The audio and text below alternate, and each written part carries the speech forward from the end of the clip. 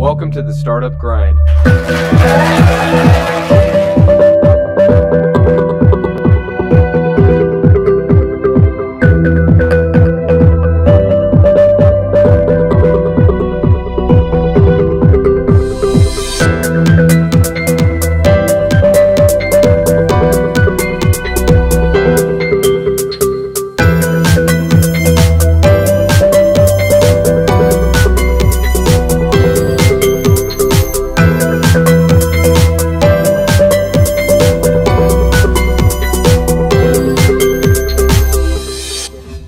Dan and Wayne, they started a company called Twangu. 125 days later, they sold out. I mean, that is incredible. Start a company, and you sell it within a few months.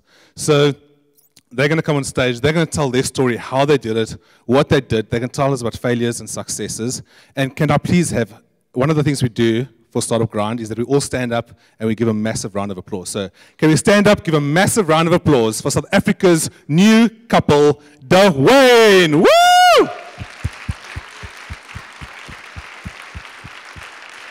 There we go, there we go. Have a rock star show.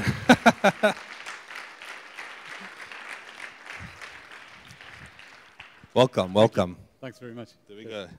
And welcome. Thank you. Excellent. Cool. Are your microphones working? I think so. Hello. Can you hear? Can you guys hear? Testing. Testing. Testing. 1, 2. Testing 1, 2. You go first. I'm good. Hello. Okay, you good? You can hear me. Am I good? Oh. I'm not good. Never mind. Use the mic. Just go with that. And this one, you can put the red mark up. Testing 1, 2. There we go. Much better. Okay, so welcome to Startup Grind. And with all Startup Grinds, we've got some questions going over here, which you can view. The screen over here tells us exactly the same as the screen over there, so we can check out your questions and answers. And we'll be doing a whole Q&A session at the later half. But basically, we want to know, where did you guys, where were you born, the story, just a quick summary of how you got there. We'll start with you, Daniel. Cool. And then from there, we'll go over to Wayne and how you guys met. Okay. So, born in Cape Town, grew up in southern suburbs most of my life, and so I'm a Cape Townian. Went to school in Cape Town, and yeah, I guess we met through studying. So we did an MBA together, and that's how we met each other. Yeah. Sure. Me. I'm born in the Republic of Kempton Park. I'm from the East Rand, proudly. Went overseas for a while. I had some entrepreneurial ventures here in South Africa. Went overseas, as you do. And as Dan said, we met during the MBA, came back, wanted to network and build a life in South Africa, and Cape Town was the place to do it. So we, met Dan at UCT GSB, and that's it. Okay. And so you guys met while doing your MBA. But prior to that, you guys were overseas, or what were you guys doing, Dan? Yeah, so I mean, I started off as an entrepreneur from a fairly young age. I mean, I think my first business was when I was 8 years old. I sold, decided to compete with the local grocer in my area that I lived, and started selling sweets and chocolates to my friends in the street. And I learned the lesson of competition there, where one of my friends actually started up a competing store across the road from me. Anyway, so that's kind of when my Did you guys take it outside and sort out this? Yeah, I think there was some ill feeling between our parents, probably more than us. But anyway, and then yeah, kind of from a young age, I was always very entrepreneurial. I started up a computer distribution business, as in Dan started the tuck shop at Westerford. Yeah. He started the tuck shop. He'll never talk about it, but this is pretty cool. He started the tuck shop and sold it to the school, or sold to someone else afterwards. I mean, no, I didn't. That's amazing. I sold the concept to privatize the tuck shop. While I was in Westerford, when I was still at school, in high school, I used to have a cell phone. This is like 1996, 97. And I used to rent out my cell phone. In fact, I was known as Cellman Dan because, you could use a ticky box or you could use my cell phone. And then we privatized a tuck shop, and used to run a variety of different businesses still while I was at school. And I guess that implied that I wasn't very academic, and that definitely was the case. I found school quite a challenge, and as it turned out, I suffered from ADHD and various disabilities, which I actually only learned later. As a lot of entrepreneurs do, right? Yeah. And anyway, so school was a bit of a mission, and I found the alternative to to keep myself entertained, and that was being an entrepreneur or doing weird and wonderful things. Yeah, anyway, and then I kind of left school. I got into a fast food franchise operation, made money, lost money, learned some hard lessons doing that, and then defaulted into corporate. So I worked for Vodacom. I then went overseas for 6 years to the UK, where I started up a small telecoms voice over IP business called Modus Telecom, and then we sold that off as part of a listing. Not that I made much money out of that, but it was a great experience. Did you started up as Modus? Modus Telecom. And you started it up, and yeah, so it was three of us. We started up. We had a switch in the Docklands in the UK, and we basically, this was around about 2005, 2006, and we essentially used to buy up millions of minutes to different destinations. And we had a bit of a lucky break one day with a large corporate customer who I won't mention right now, who mistook us for being a completely different company, substantially bigger than what we actually were, and sort of put us on the map in terms of actually being able to have credibility, I guess. Anyway, we built up the business. It was hugely cash intensive, and yeah, we kind of exited that. And then I spent 2 years in Central and Eastern Europe on a contract with Sony Ericsson in the telecoms industry. I wasn't sure what to do next, and then came back, and that's when myself and Wayne met. So a little bit about my background. It's very interesting. And when you guys met, were you guys in the same classes, or were you like, hey man, what's up, you know? No, we were in the same class. We were never close friends, Yeah. but we respected each other. We knew of each other. Yeah, we just started having beers. That was in 2008, and 2009 we realized we were similarly entrepreneurial and enjoyed each other's company, and had 3 or 4 ideas at the time. Some were starting to take off, but we realized very quickly that we've got to cull them because this Twangu thing could be quite big when we added up the numbers. So that's kind of how Twangu was born. Let's take a. When I always thought that Daniel was the hustler, and you were the hacker, but it turns out that actually both of you guys are actually quite hustlers. I truly believe that was one of the big the reasons of the success for Twangu, because we licensed the platform, and I wouldn't say that's probably the best way to go about building a tech business, but it sure worked for us. I guess, like you say, we were both hustlers. We both have sort of an entrepreneurial drive and realized that sales was super important, and we worked around the clock, really, building this business. It was literally a 20-hour business. Dan would wake up at 7 and sell till 6 o'clock. I'd pick it up from there, and no, I lie. He's the late guy. He like goes to bed at like 3 in the morning. Yeah. There we go, the entrepreneur. I'm like the early guy who wakes up at 4 and kind of picks up the baton from there, and then would get up and go and sell in the morning. That's a good relationship, a symbiotic relationship. It pretty well. It kind of really is. So we're both hustlers. Yeah. Okay. And now tell me about Twangu. How did that idea? Did you guys sit down behind a bar and go, right, that is a cool idea, or did you guys? Was it running already? So I mean, essentially we... What is... Also, just tell us what is Twangu, first of all. Yeah, okay, so Twangu actually means... Twangu is Chinese for Groupon. I don't know why we chose the name other than it was quite an interesting name. I don't know. We were looking for a domain, couldn't find anything else. Probably was the reality, or maybe I can't remember. You're right. Twangu was a process where whole villages in China would go to... Right. Please God, I hope this be right. I hope there's no Chinese people here. But it's a story we tell. Whole villages would go to sort of Shanghai or a big center and say, look, this is all of us. Could we get a really good deal on bags of rice? That's brilliant. And that process, that was called Twangu. Yeah, and that's pretty much we got the name. We called ourselves Twangu. Yeah. But I mean, I guess getting back to the question of how did we actually get into technology, I mean, neither of us can write a word of code. We still can't. We're not, sort of technology enabled, other than we probably use a mobile phone. But I attended the launch of Silicon Cape, at which this was back in 2009. And there was much debate about, the technology scene and whether e-commerce and, would e-commerce happen in this country.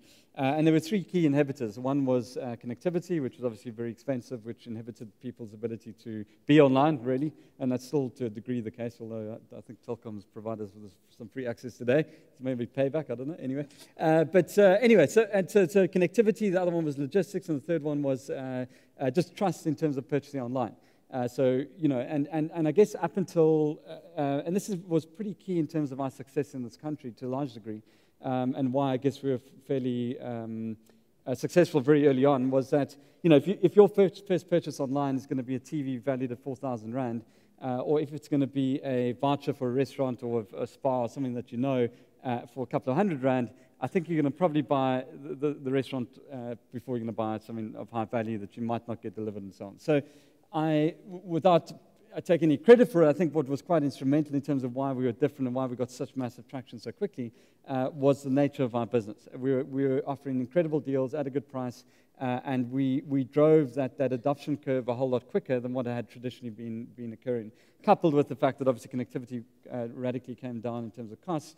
Logistics is still a massive challenge, unfortunately, in this country, but it's improving.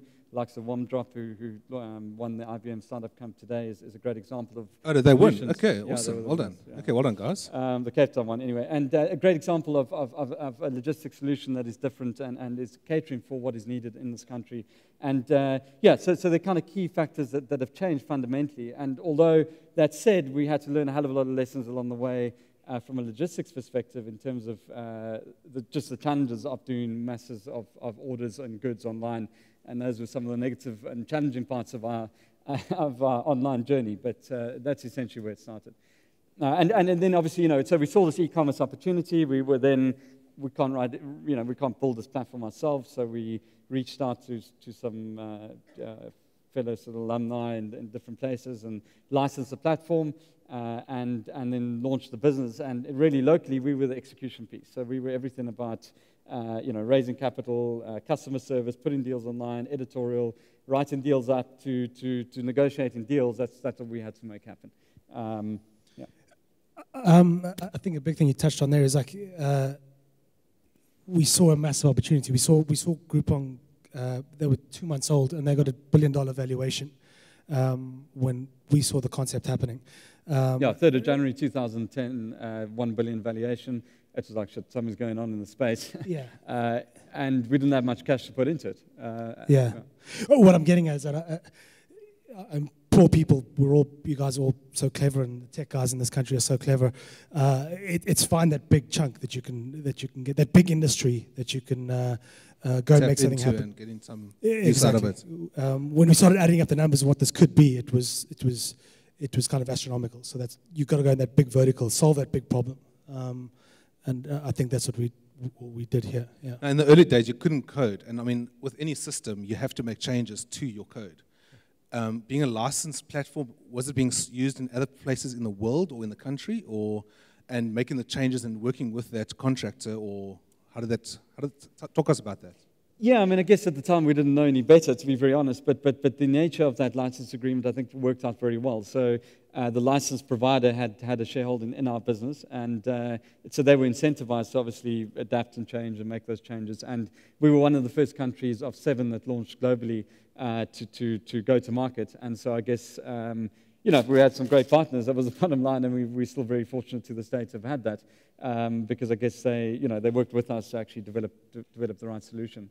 In fact, one of those partners currently heads up Groupon today. He's in fact taken over from us. But so the hacker has become the CEO. Well, he was. Yeah, I mean, he was more of he wasn't a hacker. I mean, he wasn't Cody either, but he was also a business-oriented individual. But he understood tech a lot better than we did, and so I guess it helped us. The cool thing about this was there was Dan and I here executing. It was Emilian sitting in Paris, running a tech team who were in Russia. And then there were 2 social media guys, a couple who sat in Marseille. So that was the team. We had never met each other. We never met each other. Besides Dan and myself. And then there was Leo, the finance guy. Yeah. None of us had met each other, bar Dan and myself. And only post the sale did they all come out here and celebrate. So it's crazy how things can happen in this world. So there was a hell of a lot of luck. If you had to do Twango over again and build a platform, would you build it yourself? Would you go to a big agency, get them to build it? How would you guys approach it, knowing what you know now? Yeah, I mean, I think somebody's got to be intrinsically invested into your business in order to be able to truly work. You've got to be partners. I think an agency type arrangement. I mean, it has worked, and I know.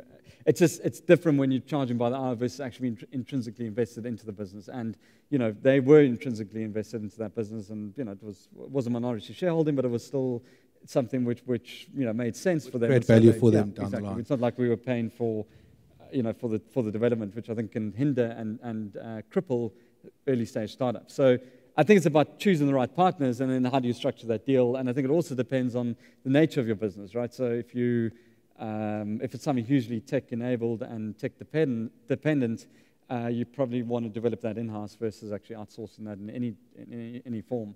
But it's about a partnership, I think. Okay, so you started getting the traction on Twangu. Yeah. Did you guys think, oh, wait a minute, this is really getting big? What was the move to sell out? So we realized very quickly that people were going to come to the space. It is a pretty simple business. You need a website, and someone who goes and gets deals, putting one on a website. It's pretty simple to get in. We realized we needed money to really win this, and it was the guys going to execute it best with that money that we're going to win. So we sort of shopped around super early to go get cash. And I think there were about 14 guys that we had offers from, but just the Groupon one was just the one you wanted. So you had 14 investors or other companies? It was through 14 either other guys who were going to invest or buy us out. And the Groupon one was, I guess, this was obviously a couple of years ago. So was this mainly from Cape Town or from South Africa, worldwide? Investors. It was a couple of Americans, mostly South African, a couple of African. Yeah, there's interest from a lot of places. But I think before we even launched, we were actually already shopping the business. Yeah. So we actually hadn't even launched, and we approached the typical larger. So we needed money, right? We didn't have much money to put into this business. In fact, our total investment was, I think, something around, not barely even 100,000 rand. I won't quote the exact figure, but I'm talking about really minimal costs in terms of what we'd actually put into that business. And we realized that we needed to get either a substantial investment, or we needed a partner, or we needed to be a partner being a larger entity. And so, the very first thing that we did was started entering into startup challenges, and I think it was Startup Weekend or one of those events. Seed Camp, yeah. We got laughed off the stage. Events that we presented that. We knew nothing about it. That day we managed to sell 10 vouchers online, and we were high-fiving, and everyone was, I think, ripping off our business model. And we literally had just launched. It was 5 days in. And I guess there was a bit of magic that happened, which if it hadn't happened, I don't know if we would be here today, which was that Madame Zagara, I'm sure we all know who that is, the Cape Town Ballet got an evening to a charity evening that they had to raise funding for, and somebody approached us, said, look, can you they were struggling to sell the tickets, do you mind promoting this offer for us? And we said, cool, and we obviously, for free, we did that. And within a couple of hours, we sold, the entire event out.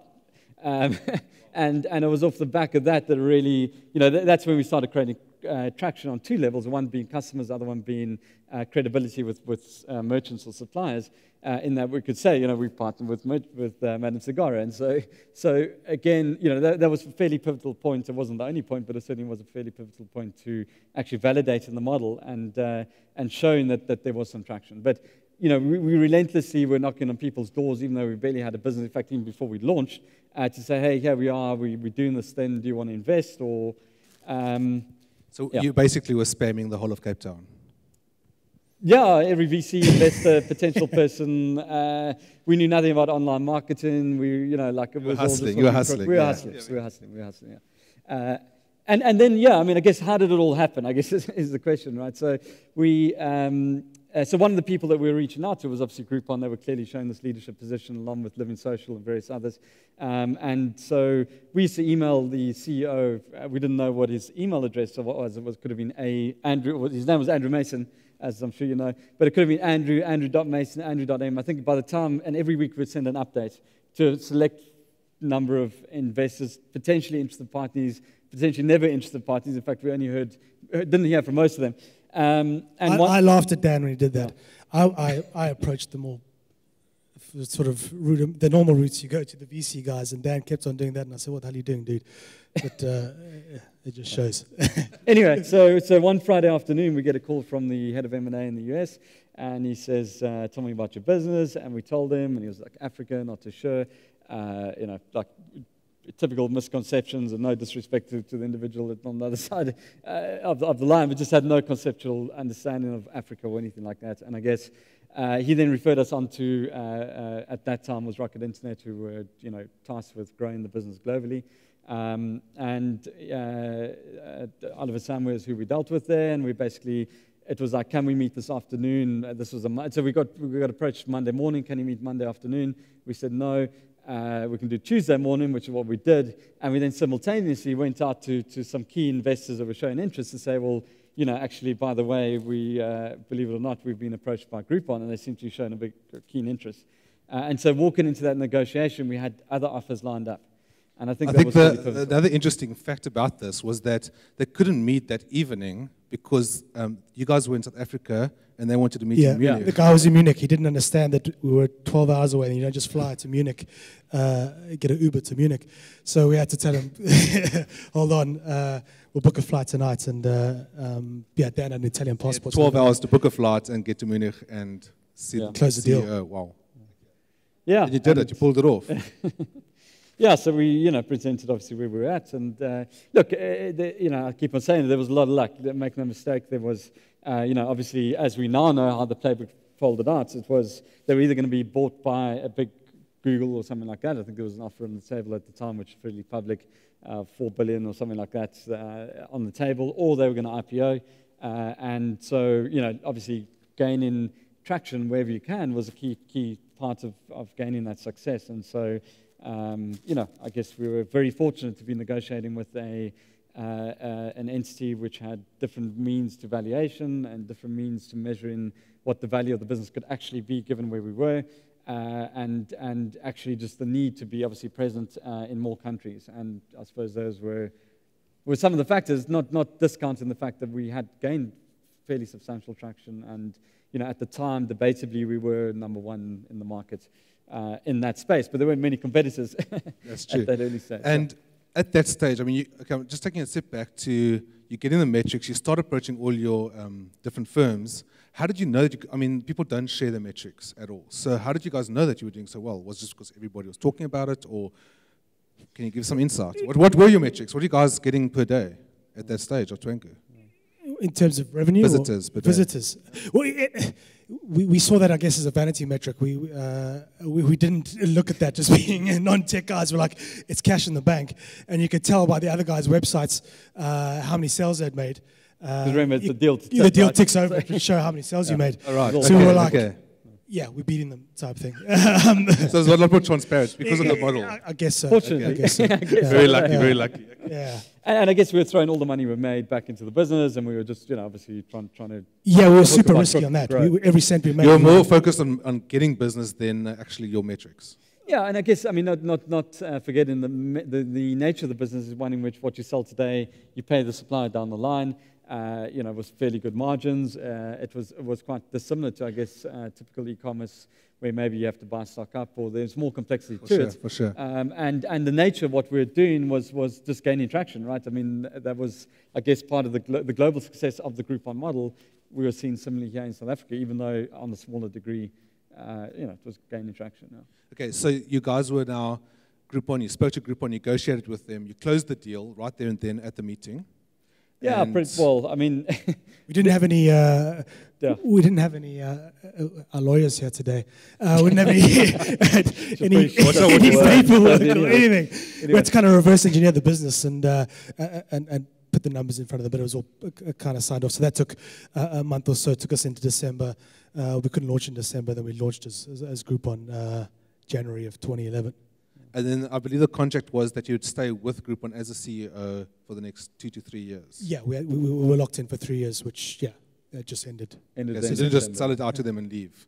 Was that part of the contract? Because you guys understood the context. Look, there was, obviously they incentivized us to stay on and keep growing the business, which has been an incredible journey. It really has. And that obviously gave you the backing of Groupon, so it was a global brand, but B, it also gave you a cash injection.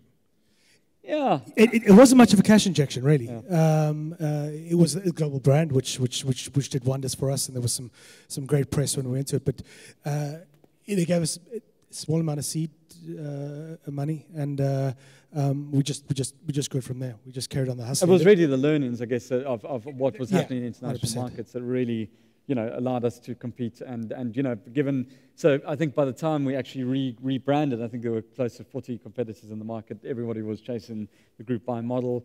But what allowed us to keep that leadership position and substantially was the fact that we obviously had global learnings coming into that business, which we wouldn't have had we not sold to Groupon, I guess. And we were learning from the best and the leaders in the market. And so that was was hugely instrumental. I don't believe we could be anywhere near where we are today without that. So the backing helped a lot. Yeah, I mean, the learnings. Okay, random question for Daniel. Yeah. The strangest thing you've ever bought online? Strangest thing I ever bought online? Sure.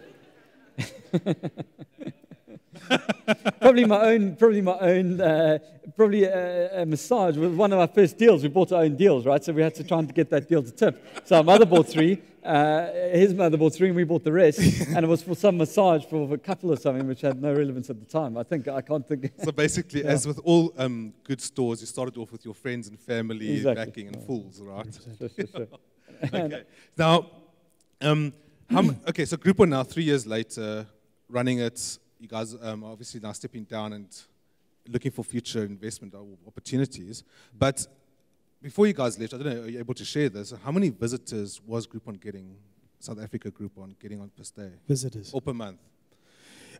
Look, I think the cool thing was we were at one stage when we launched, we were putting on 30,000 people were joining a week, signing up for Groupon.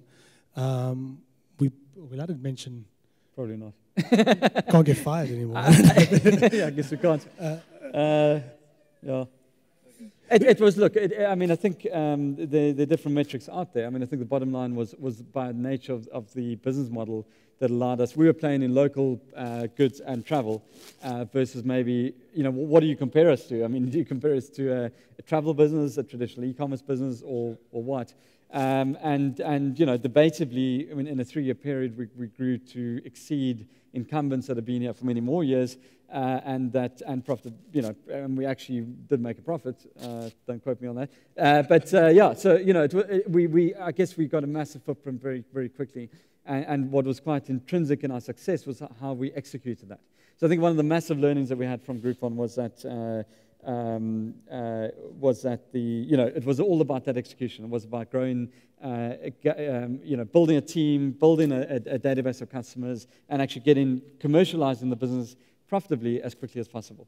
And by nature of the business model, we were able to do that, but also by virtue of the way in which we executed that through the guidance that we received, we got to that position pretty quickly. And so today it's a substantial database of close to 6 million customers, not all active purchase, but customers in South Africa, and it does many hundreds of millions of revenue, and I can't quote any more than that. It was the 14th most visited website, like 3 months in. We got up to like the 14th most, we were being the 14th most visited website in South Africa. So the banks and Facebook and stuff came first, and then we were there. Yeah. And then with that, another question I wanted to know is, what was the best channel for conversions? Was it through social media? Was it through your newsletter? I don't know, it makes valuations of these types of businesses trickier and different to others, but just the viral nature, I guess, of a really good deal makes things spread. But probably the most money was spent on SEO, that I would say. But we found you just run an incredible deal, and the amount of people who come on would kind of double. It has that sort of free viral effect, which is what makes this type of flash sale deals business work so well. It's maybe why it needs to change and find a new tack now, because it's almost like spam. I believe in Groupon. All now that we've left, I truly believe in the brand and what it will become. It'll be vastly different to what you're getting now, but that's kind of what definitely launched it. Okay, so has the model? So you said the model's changed a bit over the time. Yeah. I mean, I guess it was very push-driven. I mean, we used to run one deal a day, right? Yeah. We started off in local. Local was a category which obviously, you're going to go to a restaurant more than you're going to buy a TV. more than you're going to go on holiday, maybe. For sure. And so that's how we grew. I mean, that was one of the key factors that actually allowed us to grow as quickly as we did, is that we were selling things that people buy more often online, and so that grew our database really nicely. And then, but it was all push driven, right? I mean, we're pushing out emails every single day, multiple emails, as you all know. And I think now that, and obviously that grows a good database, and there's value in that. But then it's about the broader offering that you have there. So as you start plugging in goods, as you start listing, I mean, if you go to the site today, you've got thousands of deals there. And so it becomes more a pull mechanism versus a push mechanism. And I think that's one of the key things that has changed. Yeah, they've realized that there's two assets. I mean, it's the merchants and it's the customers, and they've got to do something more with them and offer more value to them. So the customers offering something a bit more personalized, move away from that newsletter. And the merchants too were getting similarly sort of frustrated with people that were looking for hunting deals. And it's what more can they offer them. So I want to touch on that deal, because basically you would sell, the service provider would have to drop their price to make that deal available or possible, and it would bring a whole bunch of people to their door.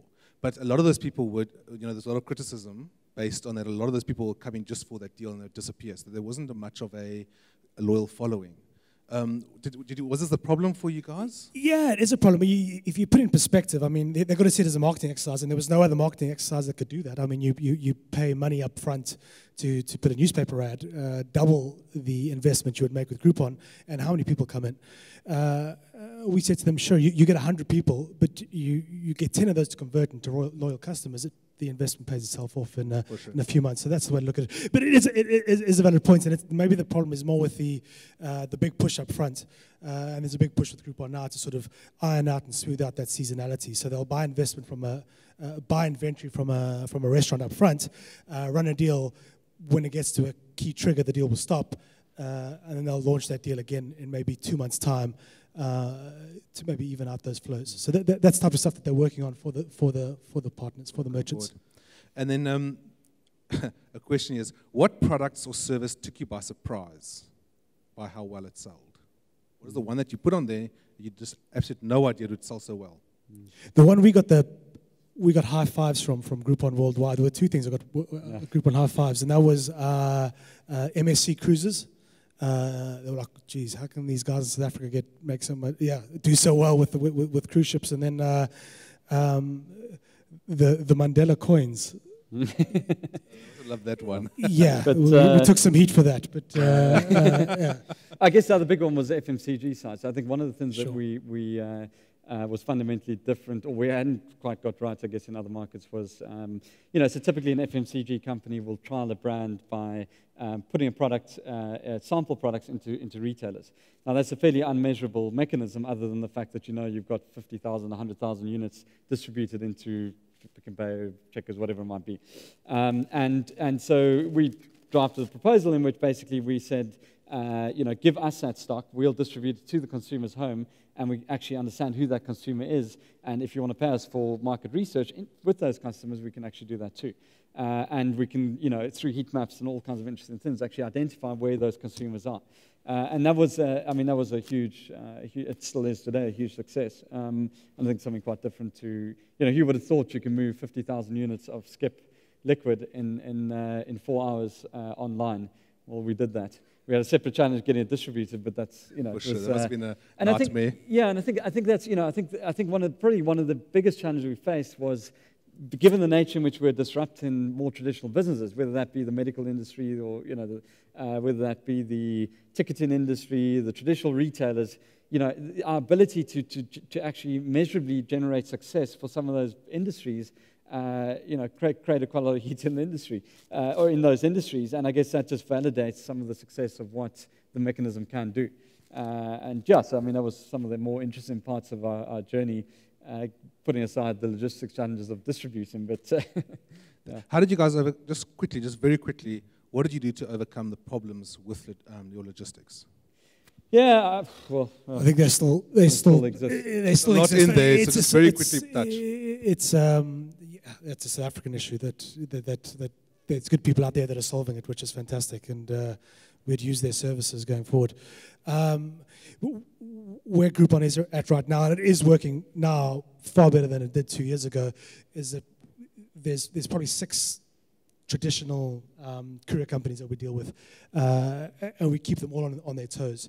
And we go with the one that's we just go with the one that's going to deliver the best to that route. We find guys that own a route best, and they pick up that route, and we kind of put costs aside to make sure that stuff is getting delivered. There's a whole bunch of other things we did on sort of proactively to prevent that. So it's sort of proper wording on the deal, highlighting when goods are going to arrive. People don't mind if it takes a bit longer to get there. They just want to know where their parcels are. So it's building those types of things into the system, sort of early notifications, SMSs, and things like that, which was so just managing the expectations. 100%. That was far more critical than the issue still needs to be solved. No, for sure. Okay, Groupon, you guys are now moving on. What is next for you guys? What are you looking for? There's a lot going on. It's an interesting time in South Africa, Cape Town, I think. Yeah, well, Dan went on a month's holiday, and I just got back from a month holiday, and it's you know something sunk in the other day. We went to the net profit talk, and it was the guy from Zapcar, the English guy, Zipcar, yeah. And he said it all starts with a big enough vision and a big problem to solve. You get that right, and the team comes second. Team is super important, but you got to get that top vision right. And I guess that's where we are right now. We're sitting in a room, and we'll work together. We haven't killed each other yet, so we'll try something new together again. Those rooms, were they bars in Loop Street, Bree Street? Apparently, guys go there quite often to a lot of those cafes and restaurants. So if you guys want good reviews on where to eat, you can ask these gentlemen. Bree and Long Street and Loop Street. We know that area. So that's where we are. We're kind of throwing mud into a wall and finding the biggest problem to solve. We believe there's an African story that needs to be solved, and we've got to do that. But okay, so I'm going to sum it up. The guy with the best idea, you guys are going to back them. No, I mean, the two elements of what we're doing, right? I guess the one element is that we are, sort of supporting the ecosystem in terms of seed investment, and we do that via a vehicle called Team Africa Investments, and there are a couple of guys, I think maybe even in the room, who we support the ecosystem. We're very, very much aligned to that. The other part is then what are we going to do with our time day in and day out? And, to Wayne's point, it's what is that big challenge? What is the challenge of Africa that needs to be solved?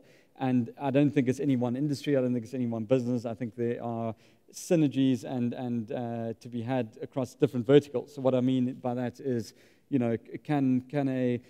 look at what's happening right now in Africa. So you look at mobile companies becoming banks. You look at banks becoming potentially even retailers. You look at insurance companies becoming retailers. You look at banks becoming insurance companies, right? There's a huge amount within the sort of retail, financial services, not to box us in any way, or media. There's some massive opportunities and synergies to be had if you understand the foundations of what each of those businesses hold. And so our mission is to really to work from an investment perspective, identifying what those opportunities are, and from a build perspective, then to build out those opportunities that emerge through strategic investments that we make. So it all sounds a bit sort of top up in the air. But anyway, that's kind of what we're trying to solve at the moment. And we think we've got a pretty good idea in terms of how that's going to work. And I guess you'll have more pretty soon in terms of how that's. So you've got a general idea, and it's now to fine-tune it and solve it. It's about a team. It's about a team broader than ourselves. I think number one, it's about capitalizing and getting funded in to actually make this stuff happen. And then it's about execution, which is actually what's key. And I guess what we're trying to work out is where do you do that? So what are you going to invest in? What you're going to build? What you're going to maybe partner with to make that happen. So. Okay. But we're going big. It's not a small vision. It's not. We sort of going full in, and we'll see what happens. I like it. Cool. I hope we won't be coming for a job in 12 months' time. But I'm knocking on your door. I want investment. Guys, we're going to go over to questions now. So you guys can see in the front here and the back. It seems we're going quite heavily. 8 guys like this question. So one of the big topics covered at Tech for Africa was single founder versus co-founders. Thoughts? That was actually Andy. That was an awesome talk this morning, by the way, guys. Yeah, so there we go. I think it's been super critical. I mean, sort of anecdotally, we would, if we didn't have the 1 hour we would spend over lunch together to keep each other sane, I think I probably would have murdered someone. So sort of just anecdotally being together and just being friends for an hour and throwing stuff against each other, because it is bloody hard what we all do. And it just, that support is critical. My brother launched and sold the company too, and he did it on his own. And he said he'll never do that again for love of money. It's it's just a lonely path that you got to find the right partner, you got to find the right guy, and we seem to work together. I think that's key. I spoke to Simon Mental we interviewed him last month, and he was very much for not co-founder, for single founder, but he did say that it's key to have a good partner. Maybe that's what it is. We I don't know. We don't draw a distinction. We just get on and make it happen. But there's very much differences. I mean, the things we're aligned on is I guess we're both entrepreneur and have the same sort of entrepreneurial spirit, but we have different. And I guess he's maybe more of an alpha entrepreneur, the visionary, the guy you're seeing out there in the road, and I'm maybe a bit more of the mechanic in the background, putting a team together. So we complement each other in that way, but have the same work ethic, the same principles, and the big thing is we believe in each other blindly. It's like we sit down. So unless you both agree on something, it doesn't get done. No, I wouldn't say that. No. We disagree on plenty of things, which is good. Which is another thing why it's good to have a partner or someone sort of close to you in the business. Because no, we often. Yeah, I mean, I'm just supporting that 100%. I think it's. I don't know what the alternative is. I mean, I guess this has worked incredibly well, and it wasn't like the one person was sort of more commercial, the other person was a techie, whatever. You get these sort of traditional types of partnerships, I guess. But we weren't that, and it's worked incredibly well, and it wouldn't have been possible without that. So I can only confirm that. Okay, so you go for co-founder. Yeah, I mean, we find a partnership, and it's an awesome partnership, and we'll continue that partnership, and that's what it is. Speaking of partnerships, we like having a lot of fun at Startup Grind. So America has got Brangelina, right? And we've got Wayne. So the question is, how many times have you guys been asked, are you guys a couple? By our wives and girlfriend, wife and girlfriend all the time, because we spend so much time together. But it started off when people thought we were a couple, because we said we started this business out of our lounge. We started out of Dan's lounge, and I came around to the house. But all right. That's the story. People were assuming that we got out of bed together and started twanging women. So was there sleeping and cuddling in the lounge? I think there was none of that. It certainly has come up plenty of times, and more often, but not by family members or loved ones. But can get a correct stake. What signals do you look for when looking at investing a startup? So, I mean, I guess, I think this is one learning or one principle by which we operate, both build business, but also by which we invest. And that is, there's got to be a clear runway to commercialize in it and to monetize in this business. So we're not in for the next sort of Facebook or the next sort of grand idea in terms of, and with all respect to those businesses, because they're probably valued at many more times than traditional businesses like an e-commerce type business. I'm saying just e-commerce. So that's one key factor. So, is there a clear, can we identify what when will that occur, what that event is it's going to trigger that's going to actually commercialize the business? And the other one's obviously the team. And that's a fairly critical factor. And, I guess understanding different industries. I mean, there's some industries that we've invested into which we have absolutely no idea, but we like the founders and we like the team, we like what's going on. And I suppose another point of validation is also who else is investing, right? So, that's sometimes also a key factor, but not always. So, yeah, those are some of the factors, I think. You have anything to add to that? Yeah, pretty much that. And we like stuff there's traditional businesses, there's traditional industry doing that, something that disrupts that. We wouldn't be able to back, I don't think, guys that are coming up with something totally new and sort of out of this world that's not being understood. It's got to make sense sort of with traditional business metrics. So we like seeing things that are disrupting something that's traditional. Yeah, disruptions. If we put numbers to things, it's always about solving that biggest problem. When a guy comes in and he tells me he's solving a $50 million problem in 5 years, that's something that I would, that's what we want to look at. We're solving $50 million in 5 years. That's what we're going to be doing. And we've got a great team that's going to do that. That's what we look for. I look for. What happened to Sandra, the very first Twangu employee? I miss her. That was Alex Fraser who put that up. There we go, Alex. I was Sandra. It's a bit of a funny story, yeah. we didn't. We were going into this tech thing. We started Twangu, and it was like you're reading up on blogs, and it's like if people receive an email from a female, they're more inclined to open it. So we thought we've got to be sending our emails from a girl. I like. Sandra is. Sandra's a name that goes across the racial divide and age across the country. Sandra's pretty cool. So we sent her our emails from Sandra, and I sent the emails. I was the guy pressing the button at 4 a.m. Hello. So my dear friend Alex Fraser would say, you should email me. Hi Sandra, what's happening? So interesting enough, I don't know. It's a story. Our first employee. We haven't. Embarrassing stories, right? Yeah, I don't know. She thought that Sandra exists. This our first ever employee. She'd never met this, but there was no Sandra. She was some sort of demigod that decided what deal was going to go on the page, and she would email Sandra at Groupon.co.za and say, "Sandra, I'm going to see this restaurant to get a deal. Do you think they would work?"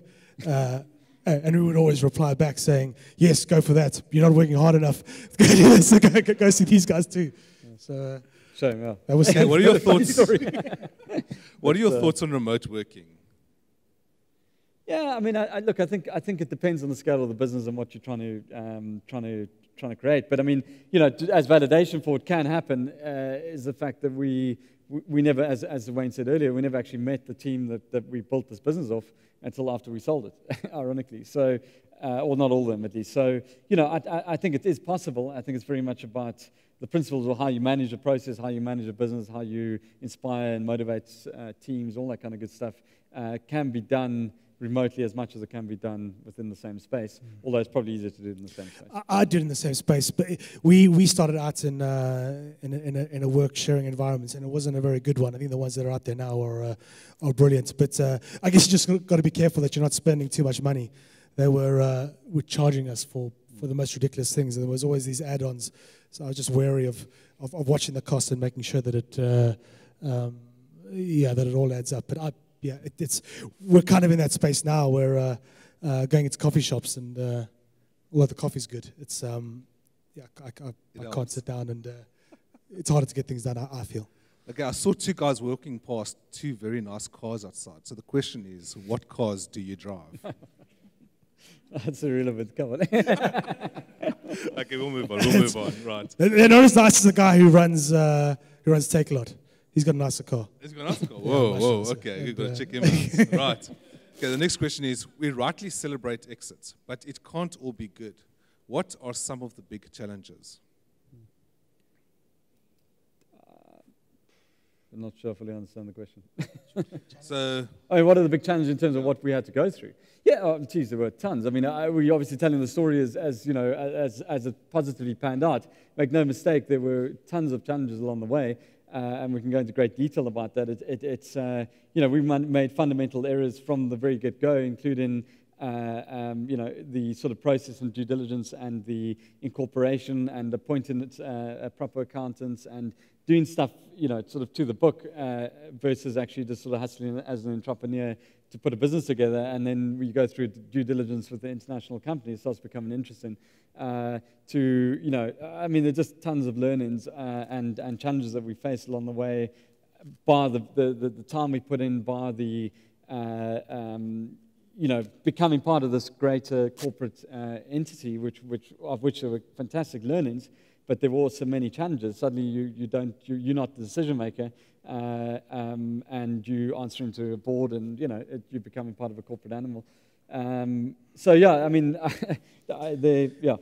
think the problems moved from sort of tech challenges and traction challenges and scaling challenges to, when it did happen, people challenges. I mean, we're a people business, and our HR managers in the room, and she'll tell us all about it. It's we were a business with 200 people at one stage, and it's moving, learning how to manage and lead people. That was challenging, super rewarding once we got a team going in the right direction. But that's what it came to, managing people. For me, I guess I guess I was more on the people side of the operations side. Dan might see it differently in terms of other challenges, but yeah. Cool, guys. I think it's about time that we've almost 8 o'clock. We've got a Twitter competition, which I actually forgot to mention. I do apologize. Thank you. Okay, so the idea behind the Twitter competition is that the best tweet gets to win a prize. And the two competitions that we have got going, the other one is the business cards. While we're busy doing this stuff, we can hand out business cards into the fishbowl. Where's the fishbowl? Somebody got the fishbowl? Right, there we go. Bruce from Code Like Clockwork is going to be handing around. Throw your B cards in there. We're going to draw them out, and you get to win a cool prize, which is a 1-hour mentorship with these guys. And the best tweet, or the best tweeter, gets to also get an hour of mentorship from these guys. Lunch. There we go. They get lunch. Whoa, that's interesting. That's going to be an hour and a half. Chicken pies with you can switch out. Guys, if they recommend pies, trust me, it's good. Okay, it's really good. Just trust them. But the other cool part is with these prizes is that PayFast has given us some tickets to go to the actual e-commerce awards. So we got 8 tickets, so it's 4 couples of tickets that'll be going with these prizes. So for the Twitter competition, Adelaide, are you ready? All right, come up here and you can do it for us.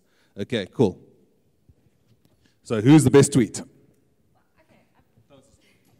Okay, so just to wrap it up, there were a lot of good tweets out there tonight. One that really was fantastic was Stephanie, you know, we love you by now. Persistence is a form of persuasion, and, you know, just you need to keep going and keep doing and just keep on keeping on. That's the only thing you can do. Just put your head down and work. And then Shopstar, as always, great tweets. They said, "We're just lucky," which is a quote from the two of you. They say, "Sure, but the more you practice, the luckier you get. So work hard, play hard, and enjoy the rewards." So once again, just keep going at it and enjoy yourself while you're doing it. Otherwise, it's all for naught at the end of the day. And then the winner for tonight is Christina. Christina Mo, where are you? With the tweet, "It's all about execution, team, and the database to build a successful business model." So yeah, Christina. Right, as your prize, you get, well, you can stay, that's fine. You get jaws of fish. You don't get that, that's one, not bad, but you get that. Awesome, so you can tweet that. And then also, please give us you got a Twitter detail, so we'll DM her. She gets those prizes, 2 tickets to the e-commerce awards. They're up in Joburg, and there's some workshops down here in Cape Town which you can attend. Okay, now for the business cards.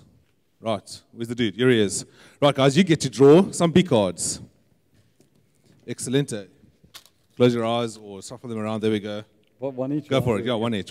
There we go. Okay. There's that one. There we go. And there's this one. Okay, right. Let's see. Let's start here with Wayne. Hannah Kumunga, South Suez Capital. There we go. Oh, I look Where forward are to you? that one. Welcome. There we go. Woo! That's it. Okay. Awesome. Cool. So we just hang on to that one for details. And Cool. And then we've got Shift 1 Digital Marketing and Sales. Candice, Karen, Naz, Christina.